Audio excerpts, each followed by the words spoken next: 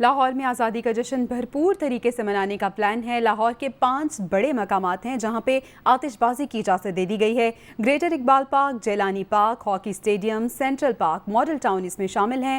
Deputy commissioner Lahore عمر شیر چٹھا نے NOC بھی جاری کر دیا ہے۔ تو لاہور میں آزادی کا جشن بھرپور طریقے سے منانے کا پلان بنا لیا گیا ہے اور لاہور کے 5 بڑے مقامات ایسے ہیں جنہیں آتش بازی کی اجازت مل گئی ہے۔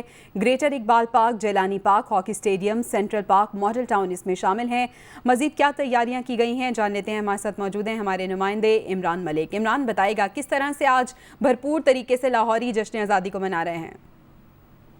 جی بالکل، جشن آزادی کی بڑی تیاریاں کی جا رہی ہیں۔ ایک طرف شہر جگمگائے گا تو دوسری طرف سبز ہلالی پرچم کی بہار ہوگی اور ساتھ ہی ساتھ آتش بازی سے آسمان بھی جگمگائے گا۔ اس والے سے شہری آتش بازی سے محظوظ بھی ہوں گے۔ لاہور میں آج رات 12 بجے 5 بڑے مقامات پر آتش بازی کرنے کی اجازت دے دی گئی ہے۔ 10 سے 15 منٹ کے لیے یہ فائر ورکس کیا جائے گا جس کی اجازت دی گئی ہے۔ جن جگہوں کی اجازت دی گئی ہے اس میں گریٹر اقبال پارک رات 12 بجے فائر کی اجازت دی گئی ہے۔